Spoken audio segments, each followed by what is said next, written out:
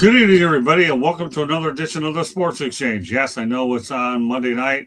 Our baseball group has a night off, and they'll see them back, so we decided to put the Sports Exchange in there so this group can have Christmas Eve off. So don't worry, everybody. If you're seeing the wrong show, well, you're seeing the right show, just a different day, at least for this particular time. And you have to make a lot of different provisions, as Scott Solomon knows, considering the workload we had over on Roundtable over the weekend, right, Scott? We were juggling like batons like a bunch of clowns, weren't we? Absolutely, but you handled it like a true professional. Thank you. I appreciate it. Well, we're going to talk a lot of basketball tonight. We're going to talk some football. I'm going to sprinkle in some non-sports topics as well. And one of them will be actually on the Ritz-Carlton. We're going to talk about the Ritz-Carlton story. I think a lot of people, as you talk about hotels during the travel part of the year, I came up with this one, wanted to share it to everybody. With that said, let me introduce the group here. We got Candy Ebling. Go Canes. And Thanks, we have George Eicher, and yes, the Miami Hurricanes as well. Good evening. Good to be on. And Marvin, the traveling man to Tennessee, who loves his burgers with the In-N-Out, right? In-N-Out Burger, best burger on the market. Well, we'll be in and out in about an hour and a half to 2 hours tonight, but glad we can have the group on, and we'll go as long as we have for as many people as we have, and I'm going to go through many of these in rapid fire so we don't have a skeleton crew, which I don't think we will because I talk fast anyways. Doesn't matter. And Scott, S Squared, see plenty of this guy. We have a lot of things in the works for 2026. We're trying to finish 2025 strong, right? Scott Solomon? Absolutely. I'm looking forward to next year already. Yeah, I'm sure you are. Me too. And last but not least, Tony the Tiger, because you've been a Tiger lately with everything I've been putting this guy through. You'll probably see him more on Monday nights as well on the baseball crew. Once in a while, we'll see. We're working on that. He did a heck of a job last Saturday. So with Barry Bloom. And a big milestone for us here on the network. We did surpass 1 million views mark as well. So just to let everybody know that we're working to grow our brand as much as possible. Something to feel good about. All right, we'll start off with basketball. All right, thank you very much. Appreciate it. Start off with basketball tonight. Russell Westbrook passed Paul Pierce for 18th on the NBA all-time scoring list. Tim Duncan is 17 with 24, 496. Russell Westbrook at that time, I know the number has changed, 24,398 plus, and Paul Pierce 26,397. Some thoughts, Candy, about Russell Westbrook moving ahead. He's had a long career. He's had some injuries along the way, but you got to give him props because anyone that's gotten to that point in his career with that many points, that's just a true accomplishment. George? Yeah, he's 37 years old now and a veteran, by far a veteran in the league, and has had a good career.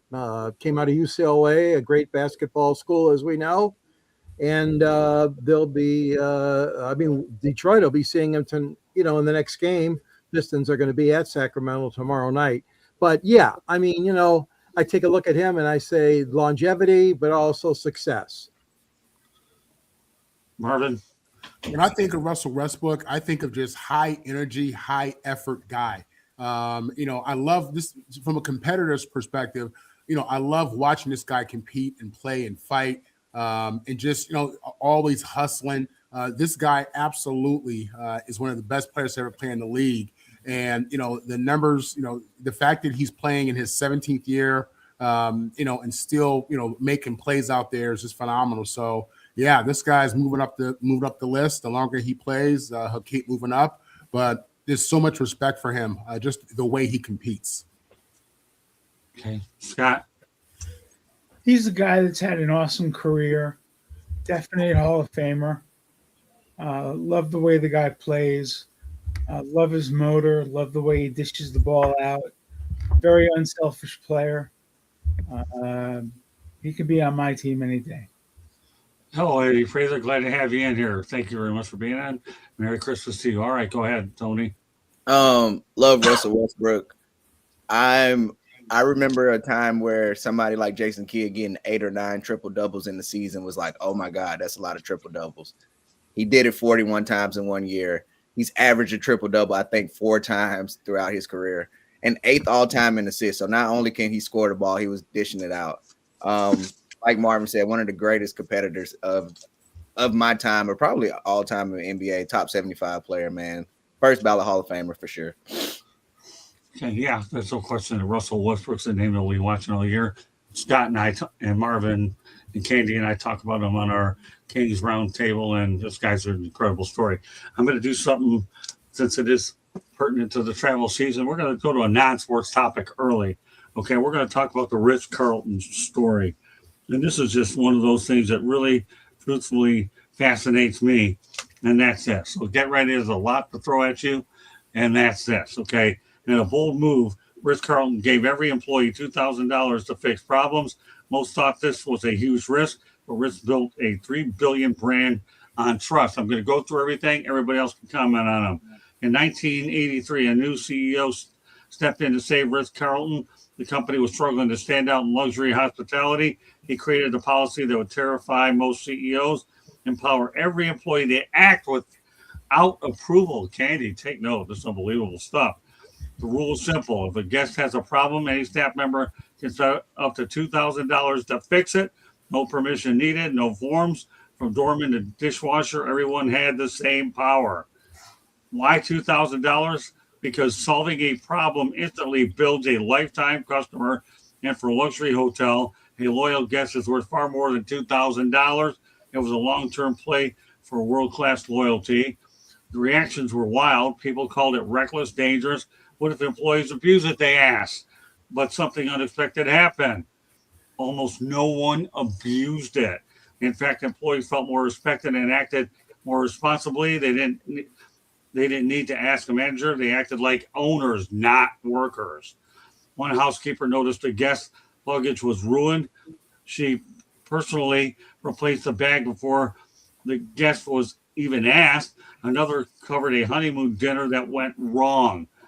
Guests didn't just feel help, they felt seen. Customers started telling stories. Rick fixed my problem before I even complained. These moments created an emotional connection, and emotional connection builds brands. Behind the scenes, get this, the $2,000 rule created something deeper, trust in both directions. The company trusted itself, and the staff went above and beyond. While other companies trained employees to follow rules, Ritz trained them to solve problems. The rule wasn't about money, it was about ownership, speed, and care. Most brands treat customers' service as an expense. Ritz treated it as marketing. They knew solving one problem could win a customer for life, and it worked. So decades later, this rule defines Ritz-Carlton. It's taught in MBA programs, copied by other luxury brands, and used to train staff in 30 countries. This isn't about hotels, people. It's about building trust through autonomy. Empowered people create magical experiences, and magical experiences create loyalty. Ritz bet on human intuition. They let real people solve real problems in real time. That's how you build a brand and never forget. So the next time you think about customer service, what would happen if I treated my team more? Because one simple rule helped Ritz-Carlton build a $3 billion empire, and it all started with trust. So there you have it. I laid it out there, Candy. You're in the customer service industry. What are your thoughts about the Ritz-Carlton approach in terms of how they end up going out there and going about their business? Well, they're trying to get the elite customers in and to stay with them. And to do that, you have to have employees that are willing to project the image you want. And in order to do that, to help do that, you have to empower them. I know for a fact that anytime I empower my employees, they respond better. They're more apt. They feel that you're entrusting them with something, and to entrust them with up to $2,000 for whatever to help clients. I applaud Ritz because they make you get lasting employees that way. You know, if they can solve a problem for one of their customers, they look good, they feel good, and the customer appreciates the fact that they didn't have to go to oh, let me go talk to my manager. Let me do this. The fact that the employee can take care of it right then and there helps. So kudos. George. Yeah, I mean, that's a fantastic thing. I mean, there's no other one that I've heard of quite like that one for $2,000. And, like Candy mentioned about the empowerment and the fact that you don't have to go through a line of approvals, that helps eliminate bureaucracy, which we see so much in big companies. And, trying to solve a problem of a customer or a client of yours is fantastic, because everything from lost luggage to missing towels in my room, or the restaurant closed early on me, I have no food to eat, whatever the reason is, whenever you're traveling, all kinds of things can pop up. And certainly Ritz-Carlton is using this as a awesome tool to please the customer. The customer, remember, is number one. I love it, Scott. I think it's a great idea, and hats off to the Ritz-Carlton family for doing so.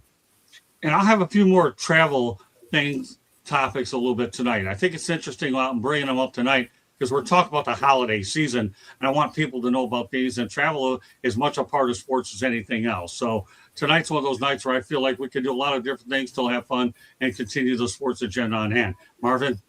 Yeah, I'm big on customer service, and at that level of business, for the type of client that Candy was talking about, that's the appropriate level of customer service. So just being able to empower the employees to be able to solve problems on the spot. I mean, that's really an elite level of service. So I think it's outstanding. I love it. When you talk like that, Scott, and you tell me those kind of things, I mean, I tell you what, I'm not a Ritz-Carlton dude, but that's something that I could definitely look forward to, that type of customer service. So yeah, kudos to them. I love it. Yeah, I love stories like this too. That's why I bring them up. I like to do off the wall things on the sports exchange. It gives me opportunity to do it. This is one of those situations where the opportunity presented itself. But that said, we'll turn over to S Square. The Ritz is simply one of the greatest hotel chains in the world. I always look for a Ritz when I travel. I think that they give you great amenities, and their staff is so warm and friendly. And for them to turn around and give them a $2,000 whoopsie, I think that's a great idea. Great stuff, Scott. All right, Tony.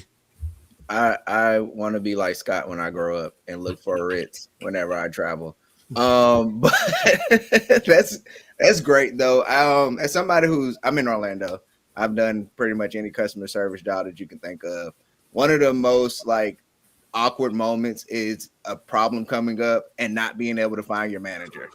Okay. And the customer is upset, trying to get it done quickly. You're trying to find a manager, I love the empowerment of this.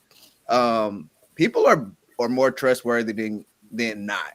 And this shows because like you said, with this $2,000, nobody took advantage of it. Nobody abused it, and it grew the company. That really shows that it's more good in the world than bad, and more trustworthy people than not. Yeah, and that's what inspired me to put this out there. More travel information, another non-sports topic. U.S. travelers now need approval to enter the UK Electronic Travel Authorization, ETA. Candy and I had to experience that. We took care of it. So, Candy, your thoughts about that rule that was implemented about the ETA? It just means that we needed to get an extra thing on your passport and apply for it. It means you're giving your information to another country. Let them do what their background check or whatever they need to do. And it was downloaded right to our passport. So it was part of our passport. So we did it. I get it. There's more security in especially international travel these days. Hopefully just for the sake of being safer. So I'm okay with it. George? Yeah, I'm okay with it too, as long as it's not abused. And of course, that's a bigger picture than we can swallow right here. But it's a necessary tool for traveling. Like you said, international, then it has to be done. Everybody hopes nothing gets in the wrong hands, but that's out of our hands. Marvin? Yeah, listen, I mean, I'm all for it. With all these terrorist cells that they allege live in our country, we need to know who's coming in, who's going out. So if this is something that they're doing in the UK, doing in Europe, I'm hoping it applies everywhere, coming and going. But I'm all for knowing who's coming to my house. Scott? I'm definitely dead set against it. I'm going to go Okay. against the grain. Go ahead. I'm into small government, no regulation. I don't want to hear about any more invasion of my privacy. If that were to be implemented here, I think it would be terrible. Fair enough. Tony? I don't know a lot about it. I'm all for safety. So I mean, as long as it's safe and like George said, we're not, the scary thing is information can go to the wrong people. But if everything's on the up and up, I'm cool with it. Okay, one more non-sports. We'll get back to sports because some of the ones I'm putting up are really interesting. You talk about a strange law. This is one of them, but I actually don't mind. I have a problem with it. Okay, in Samoa, forgetting your wife's birthday is literally illegal. So for all you people that are married out there, you forget your wife's birthday. Oh my God, I don't have to worry about that. I know mine anyways, and it lines with a lot of and my niece Candy. So in Samoa, forgetting your wife's birthday is literally illegal. What do you think about that one, Candy? I don't know what to think about that one. I mean, do I want my husband to forget my birthday? Of course not. But should it be a law? I'm like, no. I mean, I just think that's just getting down to too many different laws. And then the problem is are you going to enforce it? And if you don't enforce it, then what kind of law is it? And how many other laws don't you enforce then? And if it takes you away from enforcing some laws that I would think would be more beneficial to the common good, it's a distraction. And no, that's kind of, I'm not for that one. Okay. As much as I don't want you to forget my birthday, but I know you don't. I mean, I don't think it needs to be a law. Nobody forgets your birthday, and Aaron Rodgers never did either. A few years ago when George Eichhorn and I had to see this on your birthday, we don't need to remind ourselves that the Packers won that one with a pass that one would never forget. But again, with your mom passing away about a week or two prior, I guess I had a soft spot for me. George, I don't know about you. What do you think about this one? I don't think it should be like a law, like you said, Candy. I mean, there's a lot of other things going on and crime to solve and safety on the streets. And I'd rather have the law enforcement people or the courts or whatever in Samoa concentrate more on the things they should. I can't see it. I'm not in favor of that. Marvin? It may be illegal in Samoa. It'd be fatal in my house. If I forget my wife's birthday, it's gonna be a problem. It's we celebrate birthdays around here. We do. She leads that. She has her own birthday events that she does. So it's not even possible. So yeah, it is what it is. People in Samoa, man, that's tough, man. Like Candy said, I would think. Well, put it like this: if you're able to prioritize that, then I would think that you don't have as many issues in your country as we have in our country. You know what I'm saying? That's my take. Okay. Well, number one, my birthday's 7 days from now, so I'm not classified as the wife. I don't know what I'm classified as, but at least I know 7 days from now you won't see us here on anything on the network because it's my law that I don't do anything on that day. Okay, period. And we'll leave it at that. But I'm not in the business to look at birth certificates.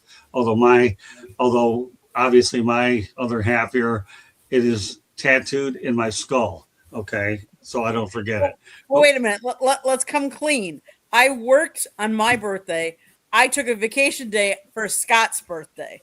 Right.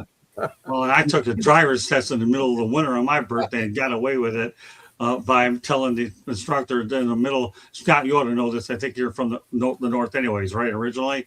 Sure.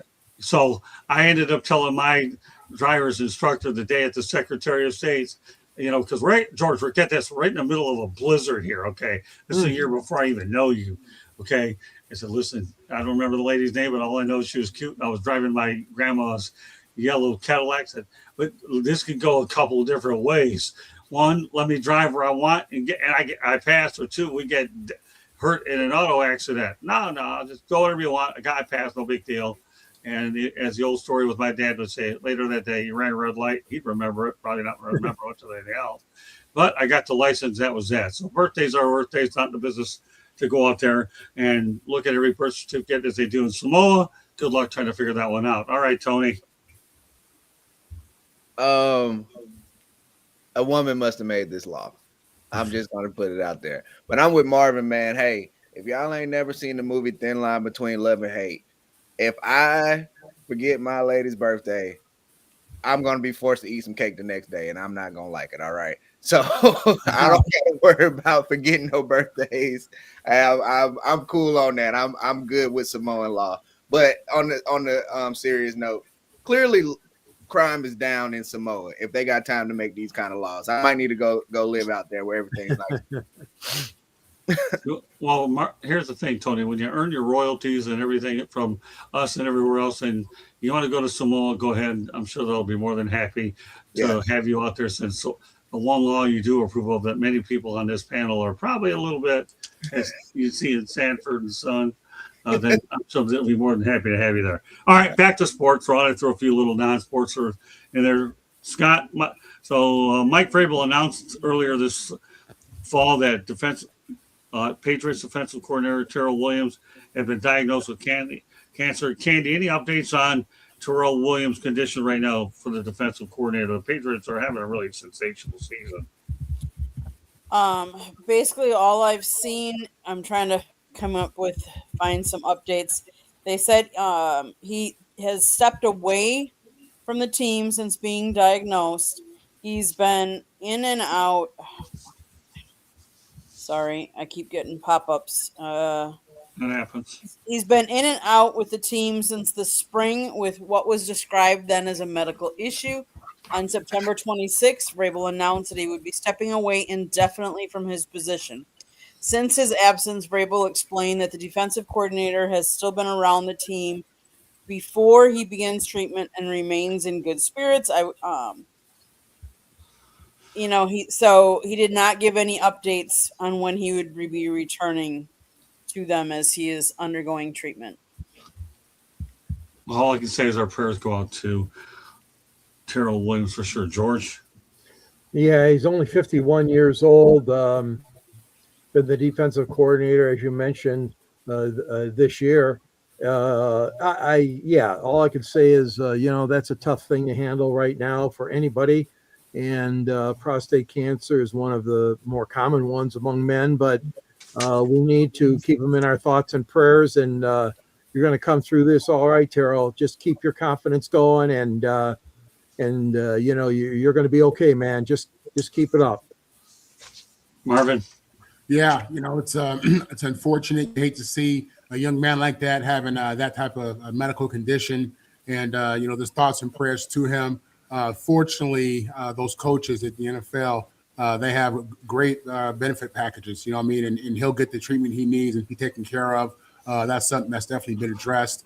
But there's thoughts and prayers to him and to his family. Scott? Well, I think the number one thing that we should take from this is that men should be getting checked early.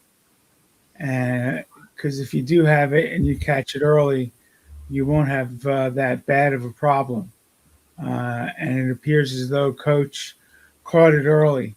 And I take my hat off to Mike Vrabel for the way he's been a gentleman about this and the way he's treating Coach. And I wish Coach nothing but the best. Tony? Prayers up for him. Good thing that he's caught it early. Like Marvin said, he's going to have great medical treatment. Yeah. I'm sure the Patriots going to take care of him. I'm sure all the way up to the top, Robert Kraft's going to make sure that he's taken care of. So that's always great, and hopefully a quick recovery. Hopefully by next season, he's back on the sideline coaching his boys up. What a year makes. Mike Vrabel as the head coach, and of course, obviously Terrell Williams is in our thoughts and prayers that he gets better. But the Patriots, what they've done in the last year is remarkable. Back to basketball. Michael Malone shared what he needs for him to happen to accept another head coaching job in the NBA. I just want to make sure that I'm working with a group of people who are like-minded. He was better, obviously, with his firing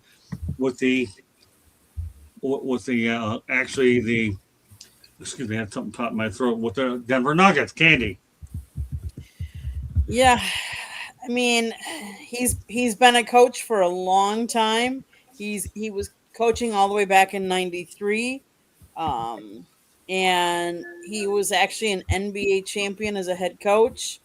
Would like to see him, back in the coaching realm. George.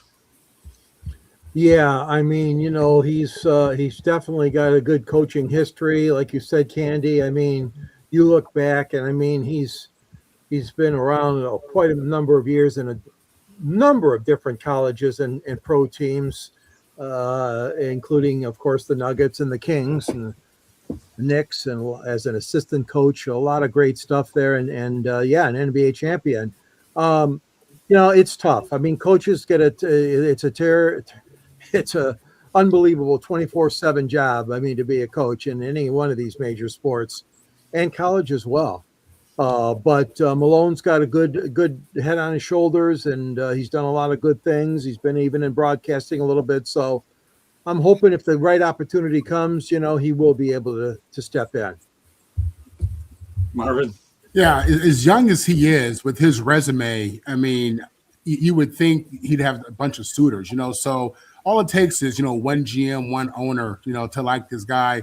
That whole situation is about relationships. And I have no doubt that at some point, or him having a relationship with players, but I have no doubt that at some point this guy's going to be a head coach again. I don't know what his demands are. Wanting to be like-minded, I can understand that. I take that as he felt maybe the GM, the owner, and himself as a head coach, didn't have the same belief in whatever they were doing, and people wanted to go in different directions with the organization.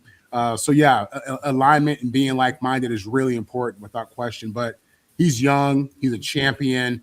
Guys like him, guys play hard for him. So yeah, I have no doubt this guy is going to bounce back and he'll be a coach again.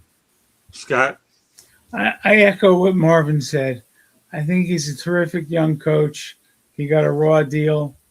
He's an NBA champion. There aren't too many coaches out there that can say that, and there aren't too many coaches out of work that can say that. Right. So I think he's going to be working sooner rather than later. Tony.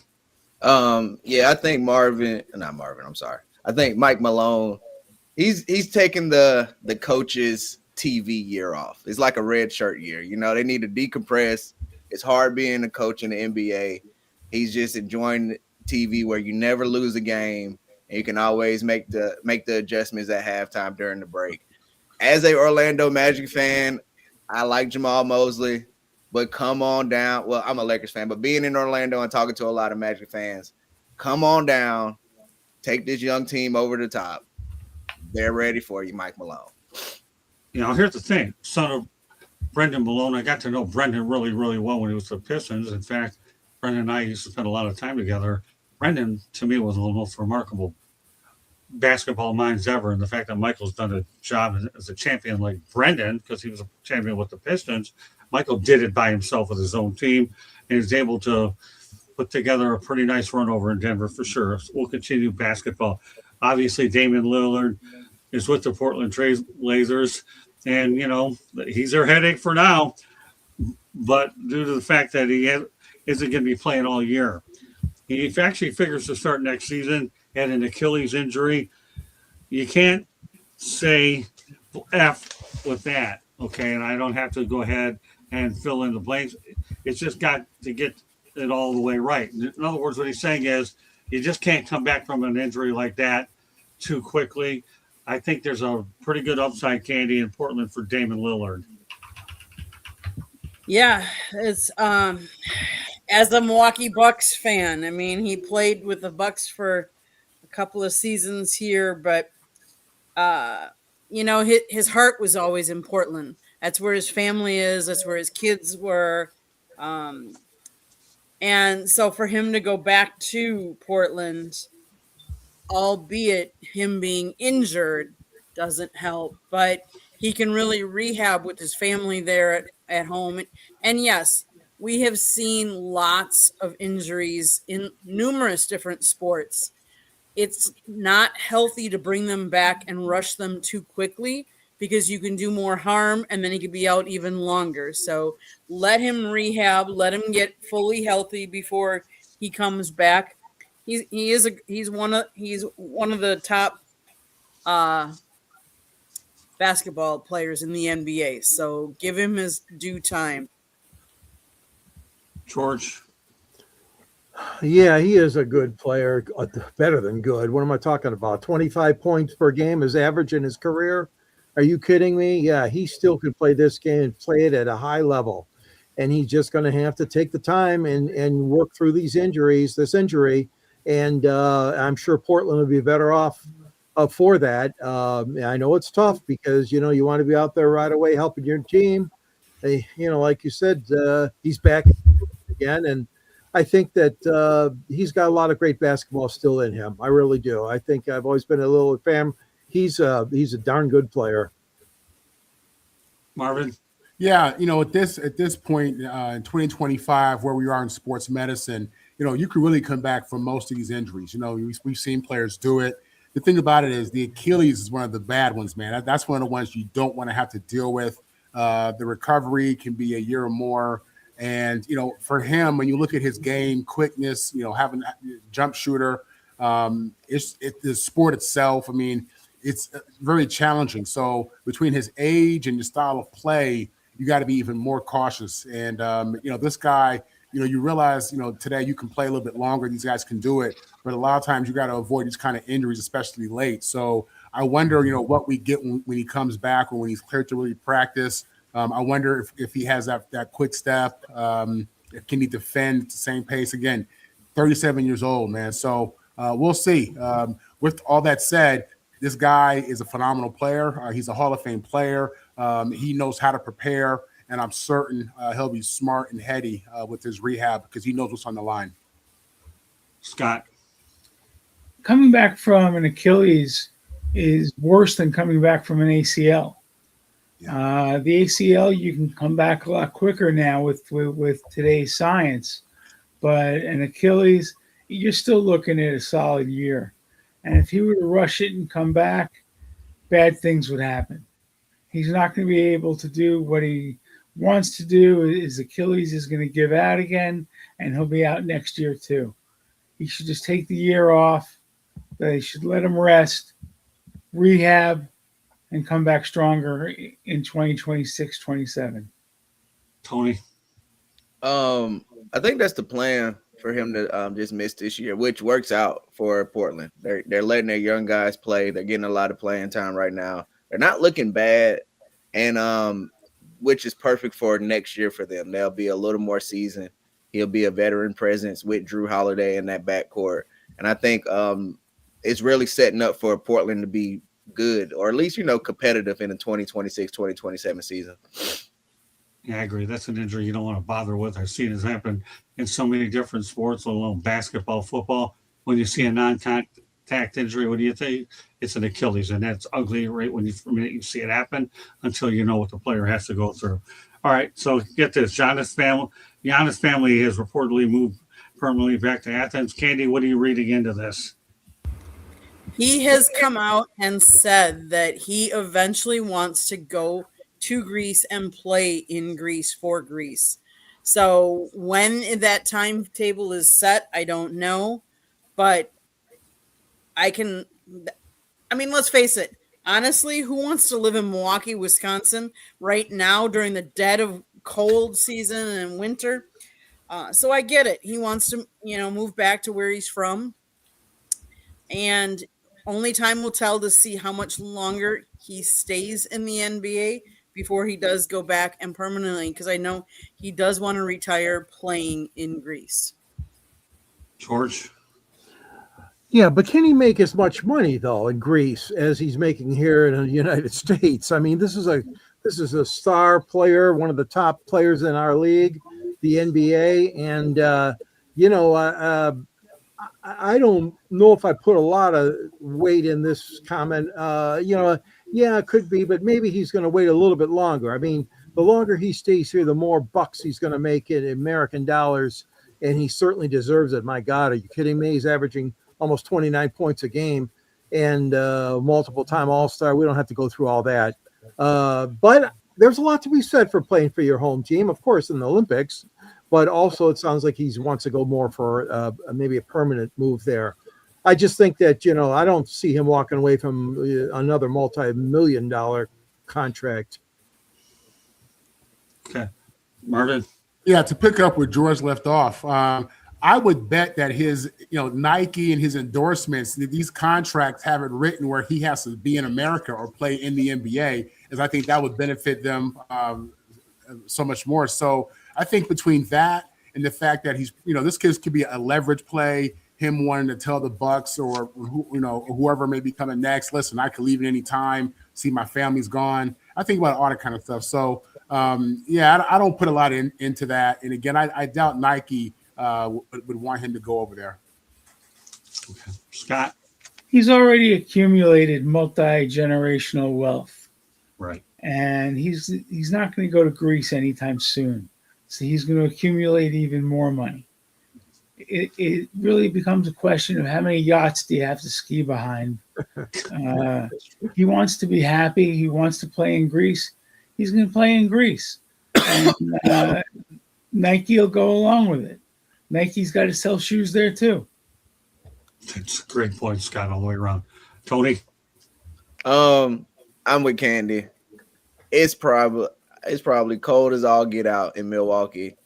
Go ahead, let the fam go enjoy Greece. I'm sure Greece is nice this time of year. It's probably real nice compared to Milwaukee in the cold. Come back in April. We'll be fine. You'll be fine. I don't think it's that big of a deal. Ever heard of Yarmer Yager? When you get up later in age, it don't matter where you play. You've already accumulated the cash anyways. It doesn't make any difference.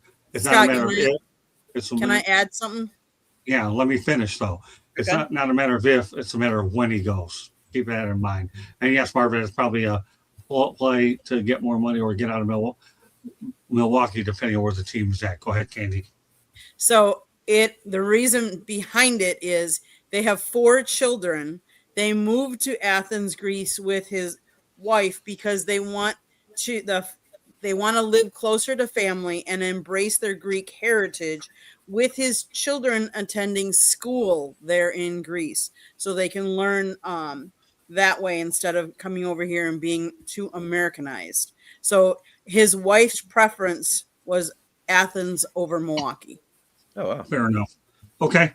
Well, the Miami Dolphins struggles include the fact that Darren Waller will be sidelined for multiple weeks with a strained pectoral. We all documented about the Dolphins, but this Darren Waller thing hasn't helped in how their quarterback situation. I don't know what they want to do, whether it's to get Quinn Ewers or Zach Wilson some time. So let's go ahead and start with Tony on this. What do you think about Darren Waller, obviously, and the lack of availability, to say the least, Tony? The wheels are falling off in Miami. This is just the last lug on said tire or wheel.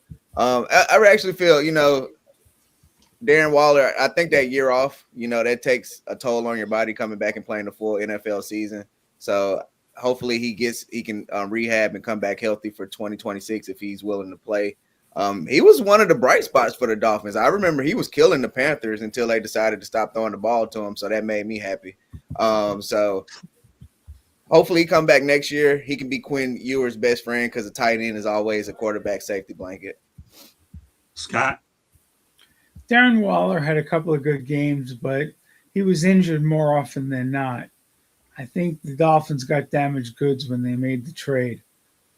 When he came back, he had the back issues, and I just think he's more problems than he's worth. There are other tight ends out there, especially in the draft. I don't think they have to worry about Darren Waller coming back. And the Dolphins only have 2 games left. Who cares if they win or lose? Let them lose both games. They'll get a better draft pick. Good points. Marvin? Yeah, I'm a fan of Waller. This is a success story, an NFL success story. The guy who publicly went through some stuff, got through it, got his career back on track, got a chance with the Dolphins, obviously, was good with the Raiders when he was there. And, he's somebody who I'm definitely a fan of. And I'll tell you what, between him taking that year off and Phillip Rivers, I'm telling you, man, I know these guys don't want to miss out on any checks, but, I think just like sitting out a year thing is going to become normal. I think you're going to see guys who play 7, 8, 9, 10 years, get to a certain point, are financially where they want to be, but, want to keep playing and take some time off. His situation was a little bit different. He was addressing a real issue we had, but listen, mental health is a new thing. It's a big thing. I believe in it. So yeah, kudos to him. The Dolphins are trash. They need to hit reset, get rid of the quarterback. I was a big Tua fan. Listen, I'm a Trojan and I'm a Jet, and I still like Tua. I like this whole deal, but he's done. And the head coach, that guy, I think he's lost confidence. They have to hit reset in that whole thing in Miami. George. Yeah, I'm not that big a fan of him either. I think, like Scott said, he's had a couple of decent years. And, I look back at the days in Oakland, and that's where he had his most successful seasons. But, yeah, anytime you're injury prone like he's been in the last few years, it's tough. It's real tough. But, there is a lot to be said for his stamina and what he stands for as far as his value. I don't think so, because like you said, Miami, what are they, 6-9 now? They've fallen out of contention rapidly, and you can't just blame him, though. It's not all his fault. I'm not saying that, but the fact is that there will be a lot of changes on that Dolphins team, and he could be one of them out the door. We don't know. Candy. The Baltimore Ravens selected Waller in the 6th round with the 204th overall pick in the 2015 NFL Draft. October 29th of 2015, he was placed on injured reserve. In 2016, he converted to a tight end, and he was suspended for a couple of games. In 2017, he was suspended for a year. Then he was reinstated in 2018. Okay. In 2019, he played a little. In 2020, he played some. In 2021, he played a little. In 2022, he's back, finds himself back on the injured reserve list. Then in 2024, he announced his retirement, and then he came back out of retirement, and now he is back on the injured reserve again. He was activated again now. So he went on the injured reserve back in October, and now he's back to playing.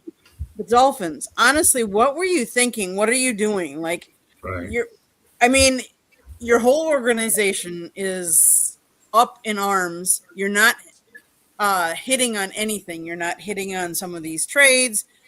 Obviously, the whole Tua situation, you have not handled good. Your coaching, I honestly think, is not doing well at all. I think it's time, and I think he's outlasted his stay here, and I think he's lost the whole locker room. So I think they need to completely overhaul that organization. What's up, Steven? How you doing tonight, my friend? Great work with us. We appreciate it. Glad he's tuning in and watching us on YouTube. Miami Dolphins are a dumpster fire. They have been for a while. Haven't won a playoff game since 2000. One knows when and if they'll ever figure it out. Darren Waller's the latest example, and a sack for a lot. Okay, Mac Jones subbed himself out earlier this season, and it's just unbelievable the fact that Adrian Martinez was able to take his first NFL snap. Now Martinez is a member of the New York Jets and has had a lot more snaps. What are your thoughts, Candy, about the gesture of Mac Jones earlier in the year? He's had some issues too, and he was selected in the 2021 draft. He's already played for Patriots, Jaguars, and now the 49ers. I don't know. He's not having the career we thought he would have. Let's put it that way. I'm going to let George go. Go ahead. Yeah, I kind of agree. It's a tough road to hoe, obviously, in the quarterback position. But I think that he's had his opportunities. He just hasn't capitalized on them. I look at him that way. I really think it's a big challenge to rise to the top. The cream rises to the top, especially at the quarterback position. No question about it. And everybody else that doesn't succeed looks bad, or they look second or third string, and that doesn't look too good. obviously you're not going to make big money unless you're a starting quarterback. That's Well, about here's all I got on him. Here's the thing. Mac Jones will be a free agent. He'll be heavily coveted. And Adrian Martinez has been a journeyman, and at best, he's been all over the place. Go ahead, Marvin. Listen, we live in the Pat Mahomes, Lamar Jackson era. These guys were Super Bowl MVP and league MVPs in their second and third seasons. You know what I'm saying? And they're anomalies. So these guys are going to go down as, some of the greatest quarterbacks we've ever seen. And the position, listen, it takes time for a lot of these guys, man. Some of these guys don't hit. They're not in the right situation. I'm not out on Mac Jones. I like Mac Jones. I think he's a guy who can still can compete for a starting job in the right situation. And, it's been, I think he came out in 2020, so now he's in his fifth year. Let's see, man. He's had some good quarterback coaching in San Fran. Obviously, he played under Saban. He was successful at Alabama. I think he made the Pro Bowl his second year in New England, which, that's valued differently these days. He's still a guy that can play the game. So let's see where he gets picked up in free agency. Because like you said, Scott, teams are going to come after him. You see how desperate teams are. The Colts brought back a guy who's been retired for 5 years. You know what I'm saying? So don't give up on Mac Jones yet. Well, Kyle Shanahan can groom quarterbacks, and he's done a good job with Jones. Scott? I agree with Marvin. I put Mac Jones in the same category as Baker Mayfield and yes. Who else am I thinking of? Sam Darnold. Baker Mayfield and Sam Darnold. I mean, these are guys that are good quarterbacks that were just in bad situations. Mac Jones had a decent time filling in for Brock Purdy. He didn't do bad. I think he played well in San Francisco so far. He's going to be an unrestricted free agent, and there's going to be a lot of demand for him. He's going to make his money because that's exactly who they're going to point to. Got any comments about Adrian Martinez? Adrian Martinez is a never will be. He's a journeyman. He's played a handful of snaps. He's not going anywhere. I mean, he's a backup quarterback on the Jets. That's like being first string for the Little League team. That's good. I'll link that. Was pretty strong. And these are facts. These are facts. I know, but it's still pretty good, Solomon. Good stuff, man. Okay, Tony. I haven't sold my Mac Jones stock. He did lead the Patriots to the playoffs his rookie year, and then they decided to take every single weapon away and be cheap like the Patriots were at the end of Bill Belichick's run. I think more quarterbacks are broken than made in the NFL, and that's one way that you hurt a quarterback. Young quarterbacks need their receivers. I don't think Mac Jones is, like you say, in the Josh Allen mode or the Mahomes or the Lamar Jackson. I don't think he's somebody who can do a lot with a little. But if you could put him in a situation where he has a decent offensive line, a good receiver, tight end situation, he can lead you to 10, 11 wins and get you to the playoffs. I don't think he's a Super Bowl MVP quarterback. But if everything's good around him, he'll be good. It's terrible quarterback play. We've had 52 quarterbacks start this year. He'll be all right. Yeah, again, Martinez, a lifetime journeyman. Jones will be coveted. We'll go to our feature topic, and then I know Scott and Tony have 1 hour to give us tonight. No problem. Glad we're able to keep them on for that long, and they're going to get a piece of this feature topic as they should. Early this season, Aaron Rodgers passed former teammate Brett Favre with 500 passing TDs, fourth all time. Candy will give us an update in a moment. The Steelers played in Detroit on Sunday. They ended up beating the Lions 29-24. How many yards did Rodgers have and TDs, and what's his up-to-date total? I know he's going to hit the 65,000 mark at some point, Candy. Rodgers was 27 of 41 for 266 yards, 1 touchdown with a QB rating of 92.1 in the contest against your team, the Lions. So far, he has 65,812 yards passing. So 65,000, how many? 812. So we did surpass that number. That's what I thought. So, okay, continue. So thoughts about Rodgers. He's done I think he's done an excellent job with the Pittsburgh Steelers. I really do. As you can see, this is a picture of him when he played with the Packers against the Jacksonville Jaguars behind me. He's an elite quarterback. First time, first ballot Hall of Famer. He's been in the league a long time. Say what you want, Mr. Drama, Mr. Whatever, but he gets it done. He's efficient. He can. He's quick with the ball, and he's quick to read defenses. I think that's one of his strengths. He's accurate, and I think him going to Pittsburgh to a situation he liked has worked well for him, and I think it's worked well for the Steelers. Everybody's talked about how the Steelers never get to the playoffs or never win in the playoffs since Ben and stuff like that, but kudos to Mike Tomlin. He is not as a head coach for the Pittsburgh Steelers. He has not coached a losing season yet, and he won't this year. Scott, take note. That photo was taken by Candy over at Lambeau Field, so that's not one that's in our system, Mr. Solomon. Just so you know, so if you have any ideas of adding them later on in our group, you already have your built-in background. Just so you know, Scott. Okay, go ahead. Good to know. What's that? It's good to know. Oh, it is? That's called an FYI, S-square. George? Yeah, I mean, he is, needless to say, the crafty veteran, 42 years old, and he carved up the Lions secondary. Of course, the Lions are decimated back there with so many injuries, but I kudos to him. I mean, he looked good yesterday.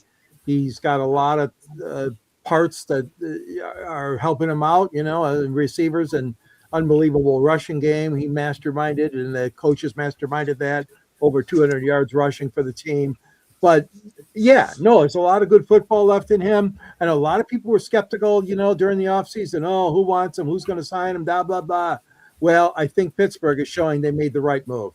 They made the right move, and he's done a very, very good job for them as they look to advance in the playoffs for a change. We shall see if that happens. But I think, 65,000. Oh my God, that's unbelievable. The amount of yards in his career that he's passed for. Yep. Yeah, when I did play fantasy football, I did go out of my way to have him on my team a few times. I didn't mind it, actually. It was really a backhanded direct jab at Candy to take his guy just so I could beat her. That's that Lions and Packers competitive thing. Actually, I think one of my family members let him go. And I decided, I said, I'll pick him up, even though he's not going to be worth anything. And it was just a personal family thing that I had fun with. But yeah, Aaron Rodgers is what he is. He's a legendary quarterback. Take the drama aside, but you have to worry about that in Pittsburgh. When you have a coach that you deeply respect, and the Steelers are simply class, no matter what the way the Rooney family does. What do you expect? And I'm glad he ended up going to Pittsburgh, and that Pittsburgh was patient enough to bring him in when they were ready to. It's good for them all the way around. Go ahead, Mervin. Man, listen, growing up, I was a big Jet fan, obviously, but I was a big football fan. And Brett was one of the guys I used to love to watch as a young kid. And when I got a chance to play with the Packers a little bit in training camp in 2000, he was super cool. He was exactly what you see on TV. And for me, I thought he was just a great teammate. So I don't care how many records Aaron breaks. Brett is the man in Green Bay to me. Listen, talk about Aaron Rodgers. I was one of the guys who thought that when he was with New York, with the Jets, that we should have kept him because he was coming off of the Achilles injury. The same thing we were talking about with Dame Lillard.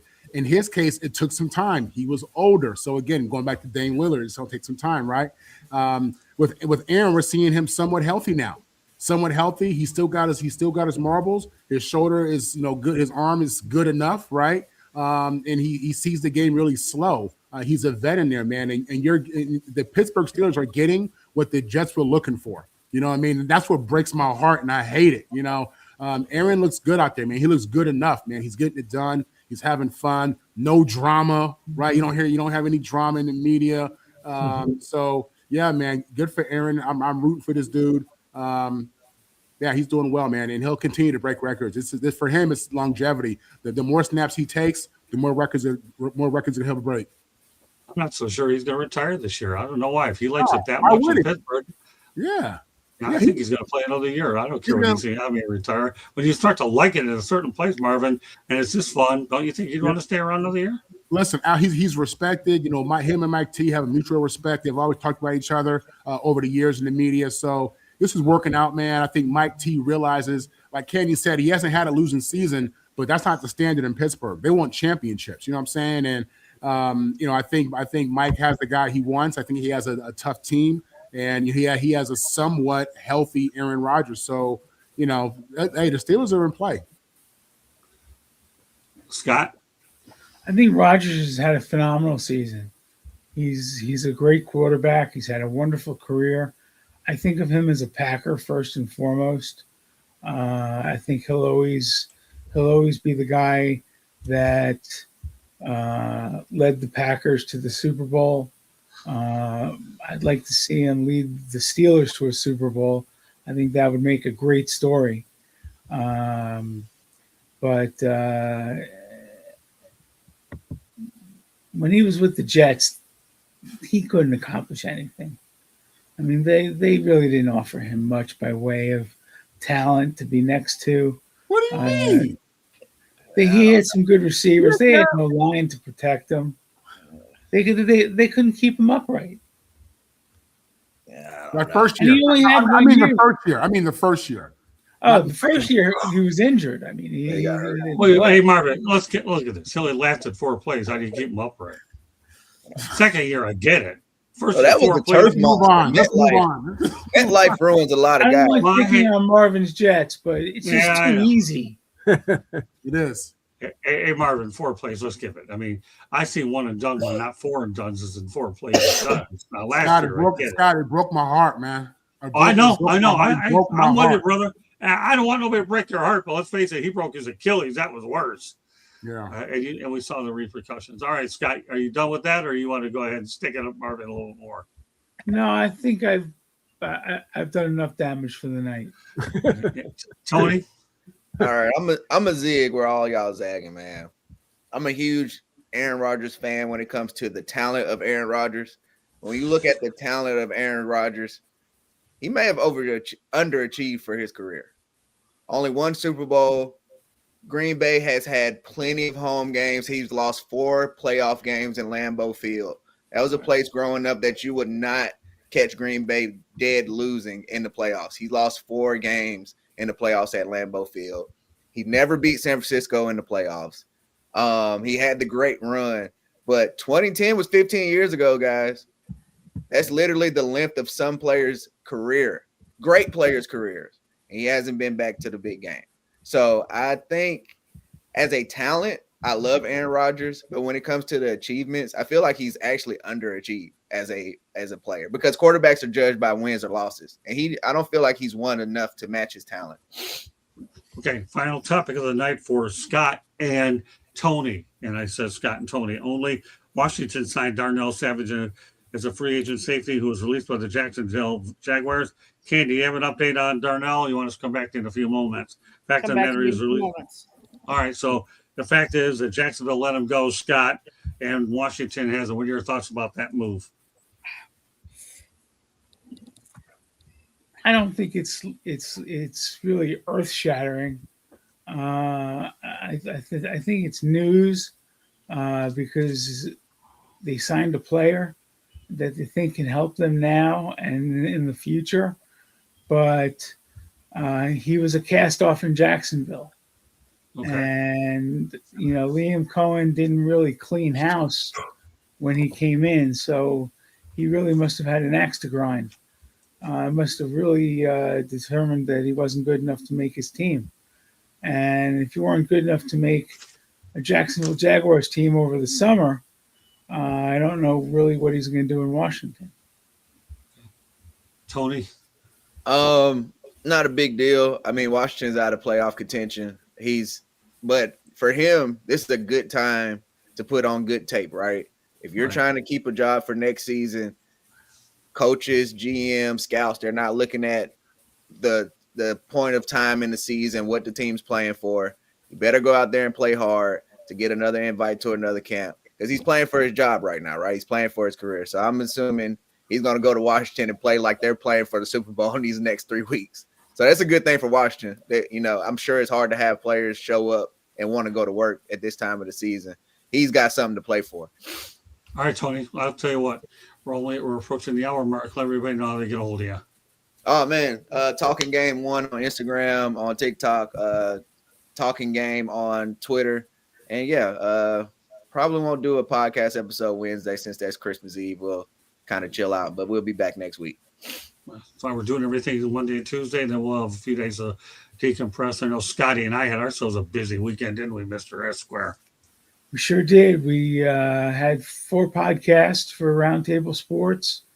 We also did a couple fifth quarter shows on Sunday, and it was a long weekend for us, but that's what we do. Yeah, we had a lot of fun doing it. That's why I slept until 6 o'clock this afternoon and didn't answer any texts until after that. But it was fun. I enjoyed the working relationship, Scotty, that we have at Roundtable. Marvin and Candy are along with us, as well as Jeremy Ballrig. So with that said, Tony, great stuff. And I'll tell you what, my friend, well, we're going to be really nice here. We're going to give you the rest of the week off, and we'll get you back on the network next week, Tony. Great stuff. I'll be texting you, but keep up the good work. We're glad that you're part of the South Florida Tribune Media Company family. I look forward to big things from you in 2026. All right, Tony? Let's go. I appreciate you guys. You guys have a Merry Christmas. All right. And if I don't see you guys for New Year's, have a Happy New Year as well. All right. All right. And Merry Christmas to you. And I'll be a different age next time I probably have you on. Okay. Just so you know. All right. All right. Oh, yeah. Happy birthday to you too. Yeah, a week from today, by the way. Thanks a lot, Tony. God bless you. You're really an up and comer. I'm proud of everything you've accomplished, but you haven't seen nothing yet, Tony. Okay. All right. A long way to go, but you're on your. I know you're a great people. So, all right, take care, Tony. As for Scott, well, what can I say, my friend?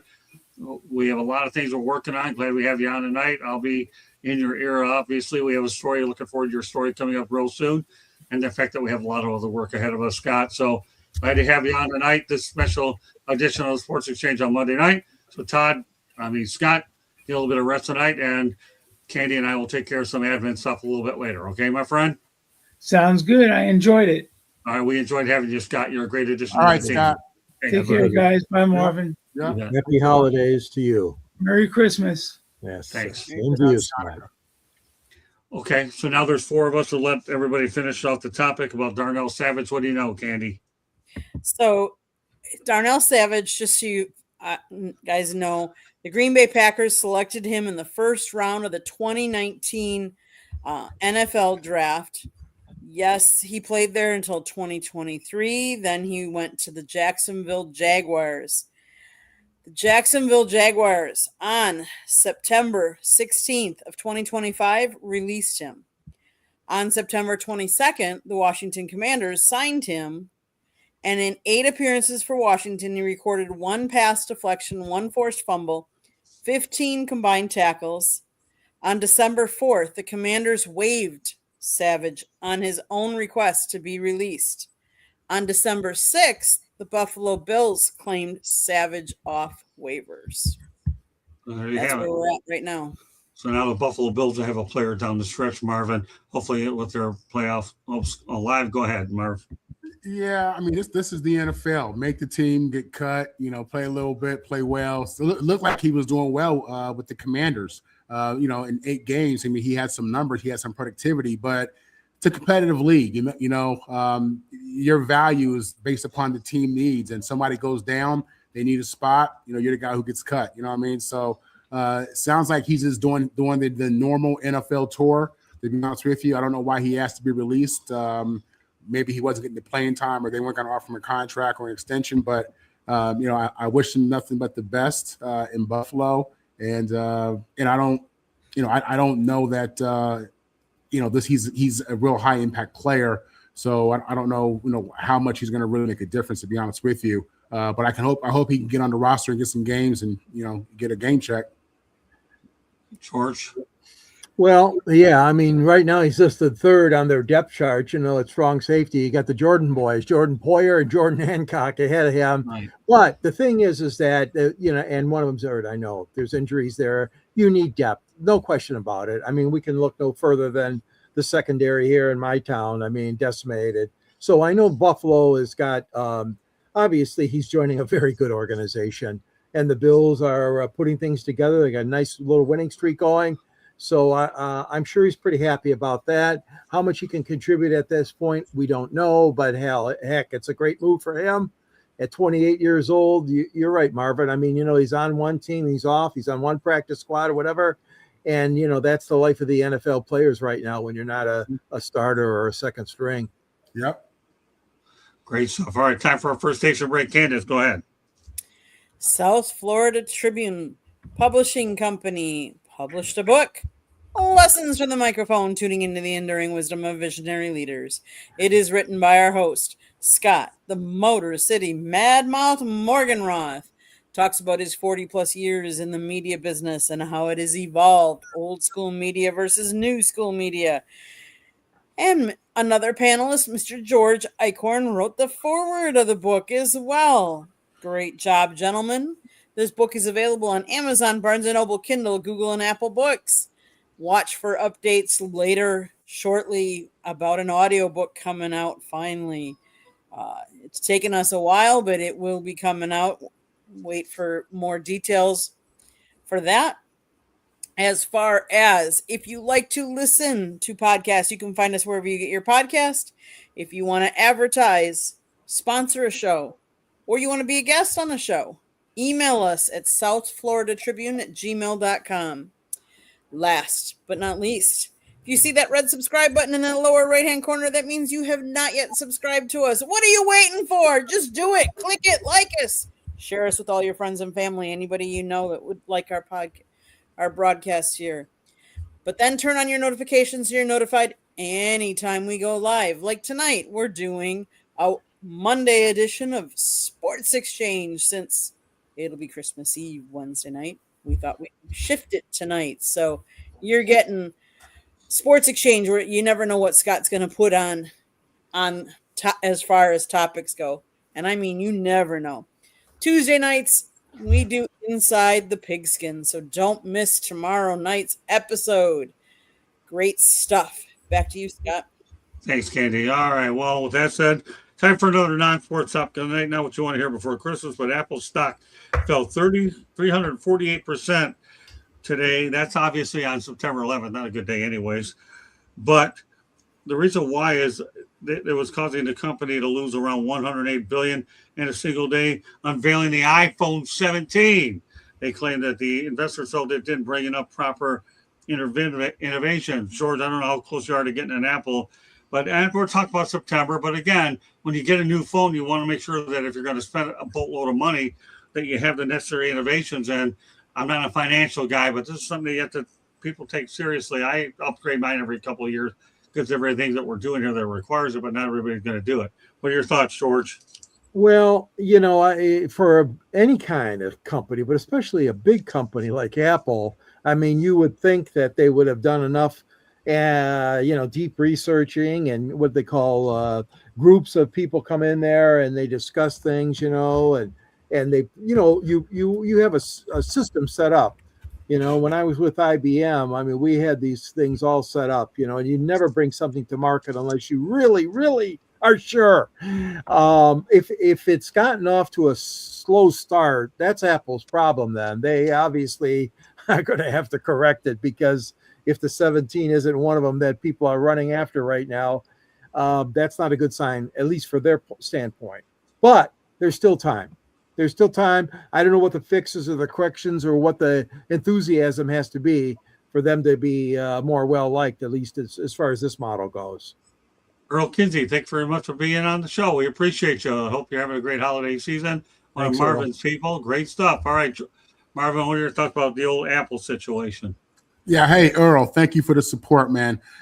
Listen, Apple, everybody in the world is hooked on Apple like it's a drug, okay? And they got a monopoly on this thing. Seriously, right. I mean, they've impacted, not just American culture, but the world with this Apple product and their marketing. They've done a phenomenal job with that. So, I mean, they have a calendar of when they want to kick stuff out. They know people are going to buy it. Unfortunately, they pushed a product out that wasn't quite ready yet. And, they paid the price for that, you know what I'm saying? Because it's competitive out there with technology. It really is. But, Apple will bounce back. You know how this thing goes. They'll bounce with something else. They'll fix it. They'll do a recall or however they go in that industry. But I'm not worried about them. People who have the right amount of Apple stock, those Apple executives, they're making money either way, baby. Okay, don't believe the hype. They're making money either way, and Apple is still winning this race. Candy. So there were a couple of things that contributed to the reason why the stock dropped in early September of 25, particularly after its iPhone 17 launched on September 9th. Investors were underwhelmed by new products, perceived lack of major AI innovations. They felt Apple was lagging behind the competitors like Microsoft and Google in the AI race, despite some health-focused AI features. They were also worried about the ongoing U.S. and China trade tensions and potential new tariffs added cost worries and uncertainty. Some investors hoped for higher price increases on new models, which didn't fully materialize. But the demand is still there. People that like Apple stay with Apple. And so you're going to keep upgrading. Let's face it. These phones only last us, a couple years, and then either you want the newest, latest, and greatest. Especially if you're young, you're walking around with the newest, latest, and greatest. And if you're an iPhone Apple user, you typically stay and keep going with that brand. If you're an Android user, you stay Android. If you're an Apple, you stay in Apple.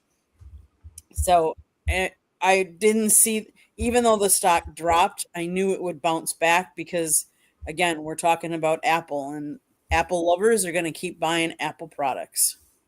Great stuff. All right, we have some more non-sports topics tonight. I think it's fun, especially at this time of the year, to do it. Here's a good feel-good story. Another non-sport: an innocent man who spent 38 years in a prison gets $25 million for wrongful murder conviction. George, Did you say $25 million? $25 million. Oh my gosh! Wow.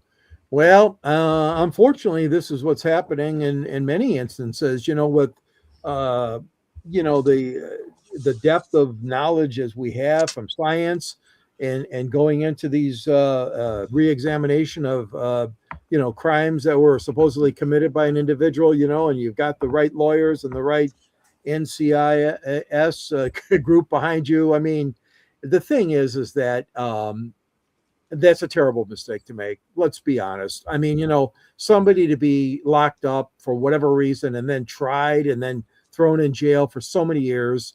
And we see this happen a lot. But the advancement of science and evidence and those sorts of things, I think, really have opened up a new life for people that are incorrectly charged and incorrectly judged and thrown in jail. So he deserves, or she deserves, everything they get when they have a settlement such as this, if they indeed are not guilty. Marvin?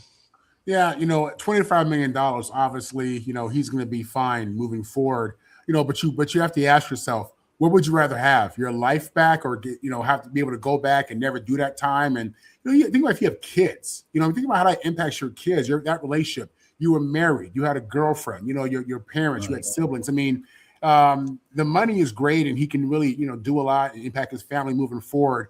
But you can't tell me that he would rather go back in time and be not guilty and just be able to earn it like everybody else. You know what I'm saying? So I'm happy that we're at a point where, science can impact people's lives like this, and we can get people off. The reality is, prison is definitely filled full of people who've committed crimes, but, there are many people like him who are innocent, who didn't have technology, didn't have science, didn't have advocates, and they're sitting in that jail cell, man. That's heartbreaking when you think about that, man. So, yeah, I guess it's a positive ending because he got out.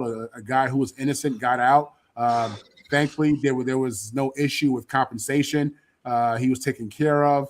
And, I just hope that moving forward, he's able to get his life back in order with his family. Candy?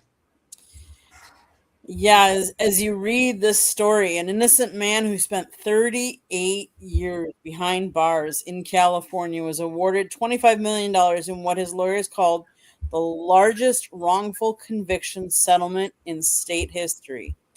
The settlement was reached in August, according to documents. Maurice Hastings, he's 72 years old, was convicted and sentenced to life in prison without parole in connection with a 1983 sexual assault and murder. And she was killed by a single gunshot to the head. Basically, no amount of money, he said, could ever restore the 38 years of my life that were stolen from me. But this settlement is a welcome end to a very long road.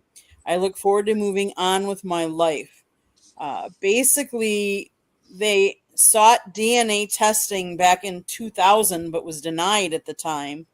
Then he submitted a claim of innocence to the DA's Conviction Integrity Unit in 2021, and DNA testing found that the semen was not his. In 2022, when he was 69, Hastings' conviction was vacated at the request of prosecutors and lawyers. The DNA profile was put into a state database and matched to a separate person. Basically, in 2023, a California judge ruled that Hastings was factually innocent, which means the evidence proves conclusively that Hastings did not commit the crime.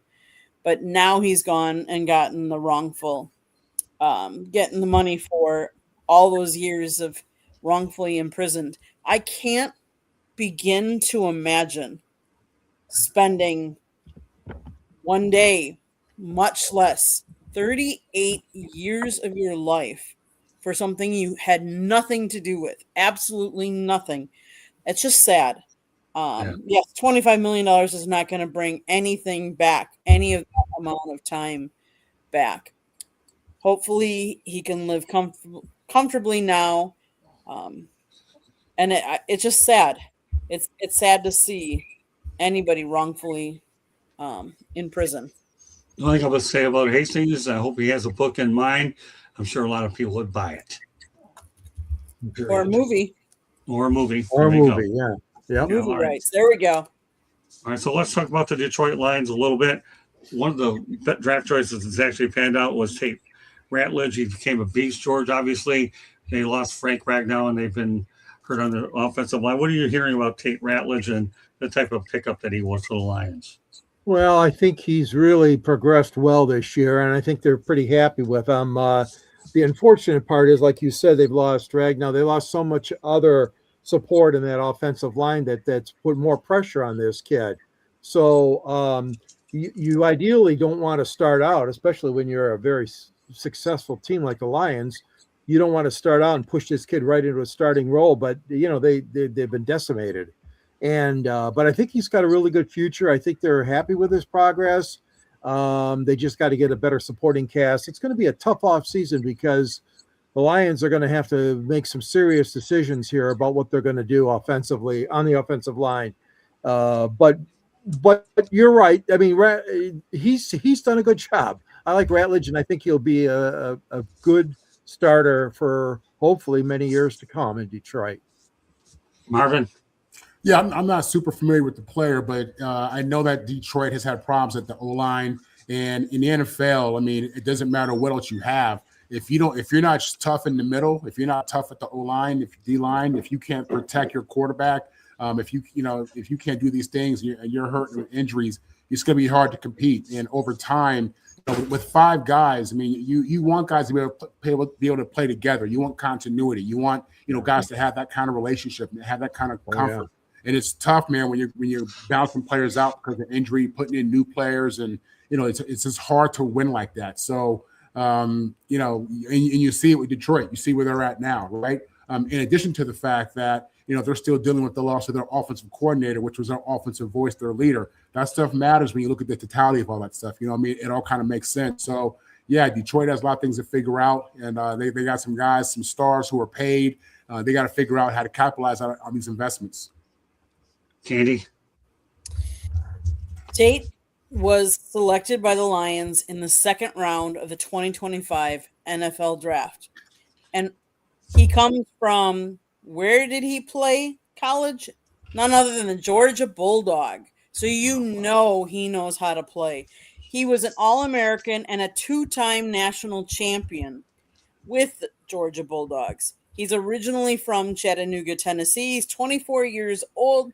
He's 6'6", 315 pounds. Sounds like someone I don't want to mess with. So anytime your offensive line, defensive line, anytime you have injuries, it doesn't matter where in the NFL, it matters, especially if you're first string. And when you go down and let's face it, the offensive line protects Jared Goff, and he needs that protection. It takes time for these runners to run routes. And remember, there's safeties and people running with them and trying to disrupt them. There's time. Sometimes you need time to get separation. So Jared needs time to be able to throw. And the other thing is, you have Sonic and Boom, two guys that are great running backs, that they need people to spread that line out so that they have running lanes to run through. So hopefully he sounds like a good pickup. Sometimes it just takes time for them to get NFL ready. And Marvin, you've talked about the pace of the NFL and how it's a different game and you got to get used to that. That matters too. That takes time.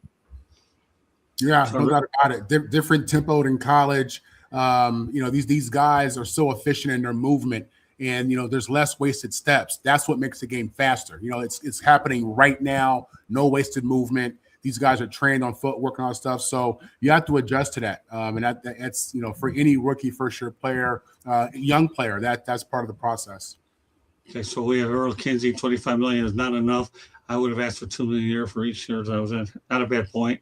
The NFL fined DK. I think they suspended him 2 games. I think that's on appeal. Yeah, he got 2 games. Scott, listen, I'm playing in my fantasy championship next week. I got DK. He's my number 1 receiver, and now he can't play. There you go. Here you have it, Earl. Gosh, you're a great contributor tonight. Appreciate it. Everybody's spoken on Ratledge. Is that correct? Yep. All right. Now another non-sport topic of the night. I'm full of them tonight, but some of these are pretty interesting, so I figure I'd throw them out here tonight, here on our Christmas version of the Sports Exchange. But that said, there are more castles, get this, in Germany than McDonald's. How about that? More castles than McDonald's. I didn't think that was possible. In America, Germany is home to over 25,000 castles, while the USA has 13,000 McDonald's. Candy, what are your thoughts about that? Yeah, I mean, Germany has a deep historic root and extensive agricultural heritage compared to U.S. or modern fast food. I'm looking forward to our cruise next year because our cruise does go to Germany, and maybe we'll be able to see some of that rich heritage and the architecture, which I think is cool. So. Can't wait. Yeah, like Candy said, I'd come up with anything, and now we're talking castles, Germany, McDonald's. Marvin, don't worry. Well, and I want to make an announcement before Marvin goes for the debut of the Motor City Man Mouth and Marvin at the Mike show will be on New Year's Eve. Okay, forget Dick Clark, you guys, Scott and Marvin. 6 o'clock p.m. Eastern time. We're going to do an introductory show, and that's one of those things where forget FCC because we'll be talking about ATG, anything goes. So for those of you know, Marvin's already smiling, said, "Oh my God, my mentor is up to something." Come on, Marvin. Sleep to me, my brother, is a luxury. Okay. People look at Mercedes, they look at Rolls, Cadillacs, luxury. Sleep, I need it, but it's a luxury. Marvin, some thoughts about castles, Germany, and Max. Listen, in regards to McDonald's, it speaks to our culture, man. They're so dominant in our culture, and we're fast food and processed food, and that's part of American culture. We're young, we don't have that kind of history like Candy was talking about with Germany. So yeah, it kind of makes sense. And I hope that we get away from this fast food, even though I've bought more Happy Meals for my kids than anybody on the planet. So I have. I'm not so sure I'll be eating at McDonald's out in Germany. Again, we didn't eat any McDonald's, Candy, when we were overseas before, so I don't see it. I think I like the food on the cruise ships. You don't go overseas to eat McDonald's, Scott. We went to New York for Thanksgiving around, and my daughter wanted to eat fast food. I'm like, you don't come to New York for fast food. You know what I mean? So Crazy. Yeah, I was only going to go in there to take pictures to get the food. I mean, come on, pictures are Polaroid moments, but Teenagers, I'm man. with you all the way. Teenagers. All right, George. I ate at Planet Hollywood in Times Square once. That's a little better Planet than Hollywood McDonald's. different. That's Man. George. That's not good, George. That's not Oh, good. come on. Come on. Really? Seriously? Really? You're talking Planet I Hollywood? think That's different than Slice of McDonald's. pizza. Get a slice of pizza. Oh, I mean, come on. Get a slice of Exactly. pizza. Germany. George, you got to learn. George, you got to learn how to travel, man. You really do. Germany. If Germany sold bratwurst or knockwurst at those McDonald's, then they'd be doing the right thing. But Now, they what- don't. Well, do we know that for a fact? Well, Uh, let me tell you, everybody Googles everything up. Why don't you Google Yeah. it? You'll have enough time off for a little while. I think Really? that they are Seriously, eating really? better. They are eating better, but the Germans do have a stronger diet. They like sauerkraut and things like that. So it doesn't surprise me that McDonald's is not as successful over there. But I will research that a little bit and see if they ever served the German knockwurst. Yeah, do that. I mean, I have no problem with the sauerkraut stuff and all that. Those bratwurst, whatever you call those things, that's a different food. But we're talking about the other stuff that only puts weight on you and makes Haystacks Calhoun, the former wrestler, look like he's not Haystacks Calhoun.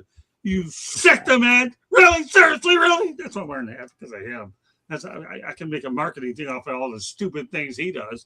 All right, well, we'll make him feel more comfortable with the next topic. The Detroit Lions have lost consecutive career.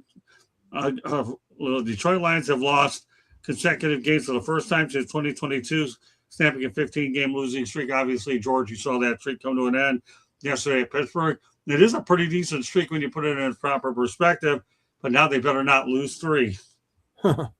Well, yeah, I mean, if they lose, they're over with. We all know that. They're still hanging on by 8% chance or something, they say, of making the playoffs.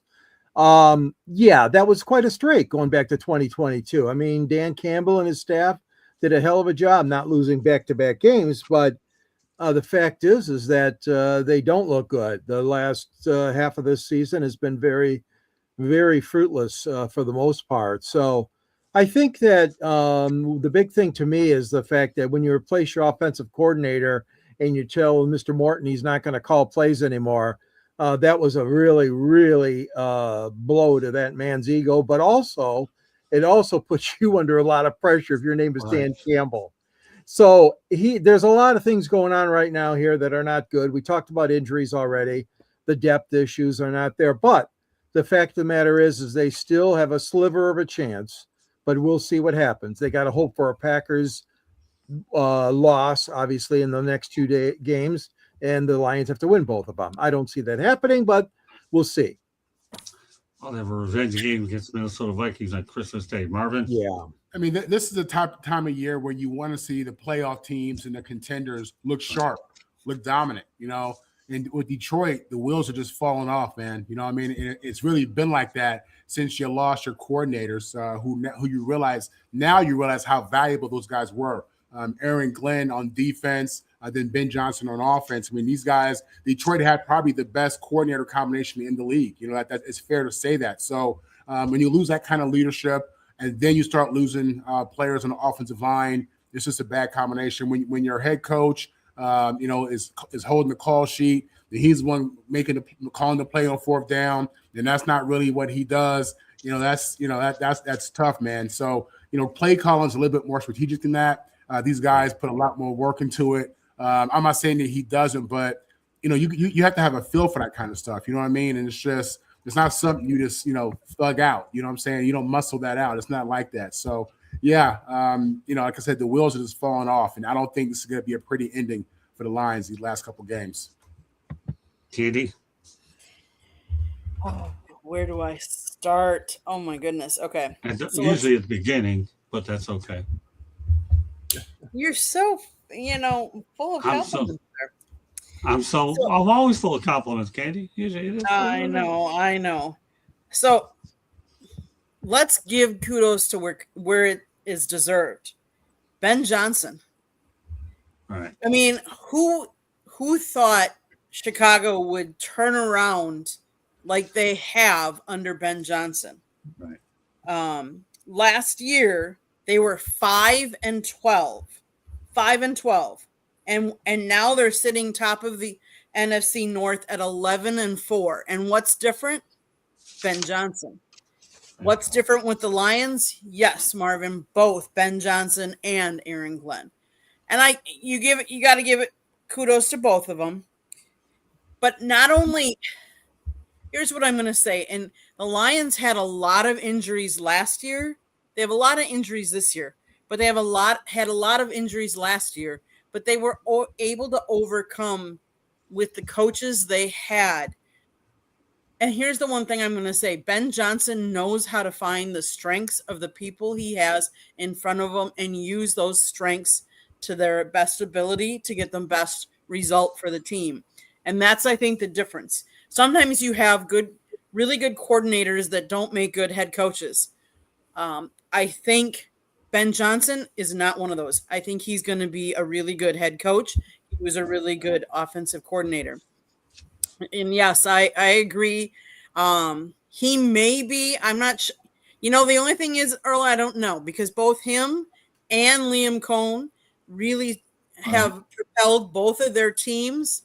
And they're both doing really well. So there's a number of different coaches I could say that might be up for Coach of the Year, but both of them definitely deserve some consideration.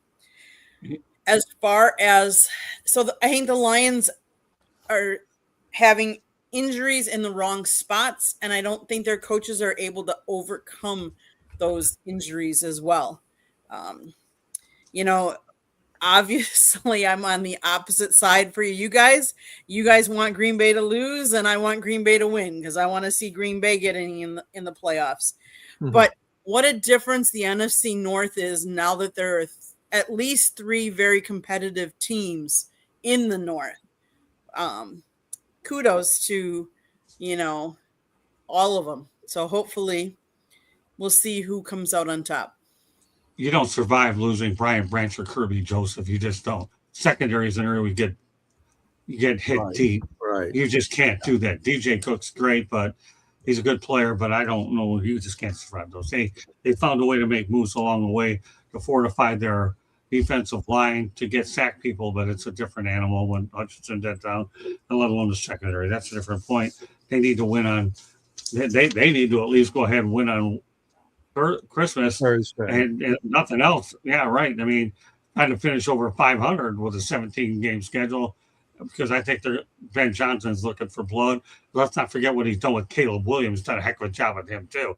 This guy's going to set passing records in Chicago like no other, and Chicago's a tough place to develop a quarterback, let alone one that's playing in Soldier Field. That's not an easy place.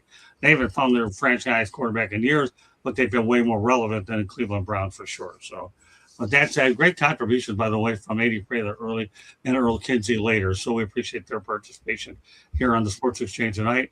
And I know that a lot of people out there doing their last-minute Christmas shopping, no problem. Go ahead and subscribe to the South Florida Tribune YouTube channel, and then you can watch this entire show on your free time. Maybe I'll have a little time on Christmas to do it. I don't know. But a lot of non-sports stuff out there we threw. Some of it's travel-related, so it'll give you some things to think about later on down the road. As I get ready for tomorrow night's Inside the Pigskin, Kenzie, give me your overall thoughts about your takeaway from tonight's show. I like it. I always like the fact that you bring in some non-sports topics, which makes it a more well-rounded show, I guess I would say. Don't get me wrong. I love Inside the Pigskin. I love talking about football, but I also like, talking about different things as well. So I think you did a good show tonight. Well, what makes that easy, Candy, is the fact that that guy underneath me named Marvin Powell III didn't get freaked out when I brought up Charlie Kirk, and now he wants controversial stuff on his show. And so he obviously survived the Kirk shot one, and I have plenty more things we're working on. Marvin, you've made the Sports Exchange a lot of fun, because that's not an easy show to come on knowing that I'm going to throw different off-the-wall things that most people wouldn't even dare to do. But yeah. I'm a gunslinger, too, like Brett Favre. I've always thought he's my favorite quarterback because of the fact that he'd go out there, play 262, 300 games in a row, and get battered the way that he is. So as far as I'm concerned, I enjoy it. It allows people to think on their feet, and I'm glad the group we have on there are well-rounded now. Marvin, you're one of the reasons I've added even more of them. Sometimes I like to taper off some of them. Sometimes I'll go to a series like I did with Rich Carlton because it was applicable to what everybody would deal with on the road and you wouldn't get that with any typical thing. And I will occasionally throw a series of events pertaining to one subject because I want people to be well-rounded there. But the wrist one was a no-brainer. Your takeaways tonight, Marvin? Yeah, too much negative talk about the Jets. You can't let Scott do that. Okay, we gotta have rules about this situation if we're gonna do this, man. Is it bad enough I have to live it as a Jet fan? You ain't gotta, come on. Scott, man, listen, I love it. The Charlie Kirk, you definitely caught me off guard with that. I didn't think you had that in you, but now I know. Okay, now I know. So listen, you keep us on our toes. You know what I'm saying? You keep us on our toes, keep us guessing. I have no idea what's about to come out your mouth. What you've been reading this week, where your heart is, where your energy is. I don't know. So I'm always ready for that curveball. Now that I know what I'm dealing with, I love doing these shows with you guys, and looking forward to all the ones we have coming up. Wow, from Charlie Kirk to Dave Doran. I'm gonna tell you, there's a lot. I never. You digitally made him dead. He's done. He's digitally gone. We did it, man. Between the social media posts that we're posting with the videos. So poor guy. Wait till I get through them at ACC Media Day. Candy's going to wonder why I didn't sleep that much. I came up with 4 questions I'm going to ask him at ACC Media Day in the middle of the night, Candy, and I have them on my notes, by the way. So that's one of the things I was actually doing. And once transit don't hit me, I was done for until 6. All right, George, what's your takeaway, my friend? Oh, it's a good show. Yeah, lots of good interaction. I like the offbeat stuff as well.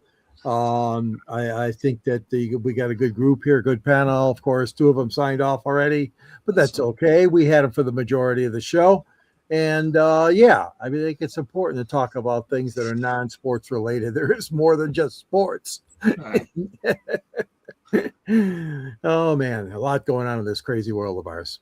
So where we live in. You're right, George. With that said, why don't you let everybody know how they get a hold of you? Alrighty, you can reach me at gicorn@yahoo.com. Follow me on the South Florida Tribune website under a contributor section. At the end of my column, there's always a link to my book, which is called Detroit Sports Broadcasters on the Air. And best way to get it is through Amazon, and there's a link at the end of my column. You can reach me, follow me too on Twitter at SanGSports99. I'm more active on LinkedIn and Facebook as well. So everybody, I want to wish you all a very, very Merry Christmas, Happy New Year, and been great tonight. Well done, George. Great job. I like to give you a hard time. That's why I came up to really seriously. Really, you're expensive. That's why I have to wear this show once in a while just to keep you honest. All right, Marvin, let everybody know how they get a hold of you. Your platform is growing by leaps and bounds. Thanks to you guys. Listen, I'm Marvin Powell III. You can catch me. Marvin on the mic is the handle. You can catch me with the South Florida Tribune, typically on Tuesday evenings, Wednesday mornings, Wednesday nights, and Saturday mornings. And you can catch me with Locked On USC Mondays and Thursdays. And we got more to come, Scott, don't we? Oh, you know it, Marvin. I'll tell you, you talk about an ideal co-host and a guy that's going to do a lot of things. George, you and I did a lot, but wait till I get done with Marvin Powell III. Yeah, I'm on the phone with him. He texts every day, and him and I have a lot planned in 2026. And if you don't believe me, check us out tomorrow. And if you still don't believe me, we got our Saturday show, which is unbelievable with Mel and I and Candy. If still you don't believe me, wait till I get done with Marvel. We have our own show beginning a week from Wednesday night on New Year's Eve. It'll be New Year's Eve rocking with Scott and Marvin. Hey, Candy, Scott is a hell of a sweet talker, boy. I see how you ended up marrying this guy. You know what I'm saying? Easy to fall in love with this guy, boy. He's smooth, but he's smooth. I love it. Marvin, do you know the line he used to first start our relationship? Let's make it go Scott, viral go right ahead now. And tell him. Now you Scott, say it. Now you brought it up. No, you I said there's no reason why the Packers and the Lions can't be teammates. Okay, I get it. Hey, safe to say it worked out over at Miller Park on January 1st. But Candy's somebody who could appreciate that because she has a genuine love for her team. You know what I mean? So that's great. That's great. Yeah, I still to this day I laugh around. What did she find? I'm thinking to myself, what did she see in me? She could have had any sugar daddy she wanted. Instead, she got a controversial motor mouth. Go figure. That's okay. I guess she's still managing to hang around. That's okay. That's what it is. But she's the anchor and the backbone of our media network, both on the editorial side as well as what we have here at night. So I'm proud of what she's done. I'm proud of all the people that we've had in the system to reach a milestone, the 1 million mark. A special shout out to Stephen Reichel, who's been an intricate part of that between his efforts and mine, and Candy and everybody else that's associated with the network, and the incredible newcomers we have with Marvin Powell III, Ben Troop, and holdovers like, and some of the holdovers like Mel Farr, and some of the new people I have on here as well. We got Barry Foote, we have Warren Brewster, Jake. We also have Trent Clark, and the list goes on and on. So these are just some of the individuals, and you'll see a lot more of the newbies as well. Mike Santos is my hockey guy. We have a lot of great things we're working on, and this is just want to make sure we got the special edition of the Sports Exchange for everybody out there, so you can see a quality show here tonight. Obviously, we're going to be taking this Christmas Eve off and Christmas Day. In terms of being on network, Candy and I will be talking about what we have to do anyways, and she gets that audio book ready for lessons from the microphone as well. A lot more to have out there as well. So with that said, it was a lot of fun. And yes, the non-sports stuff will never go away. I just find it interesting. I really, really do. And I want people to know that our goal here from the beginning, and I've always been very consistent with that approach, is I believe you have to educate, entertain, and inform, and have fun. If you don't check all those boxes, then I don't really think you have a quality piece of entertainment. And that's what I tried to do here. And I'll continue to work to get even better. I don't have an ego. In fact, I never think I'm good enough because I'm always striving for better. But that's just a personal thing for me. However, anybody else wants to do it, I just want to stay humble. And I think the people we have on the network also remain humble. So with that said, once again, I want to thank everybody for joining us. And also a special shout out once again to Tony as well as Scott Solomon. And yes, Earl, we hope you've subscribed to our YouTube channel. You're a great person. If you haven't, please do so. If you have, we appreciate you very much. And Earl, I really appreciate your contribution to the chat room. And when you see Marvin go live, which will be all the time anyways at this point, hop in and we enjoy your comments as well. So once again, on behalf of Scott Solomon, Tony Lewis, Candy Ebling, George Eichhorn, and Marvin Powell III, my name is Scott Morgan, the Motor City Man. Well, thank you for joining us on this edition of the Sports Exchange. Merry Christmas, everybody, and we will see you tomorrow on Inside the Pigskin. Have a good night, everybody. Thank you very much for joining us. Be careful, and we'll see you in about 24 hours. Less than that. Thank you.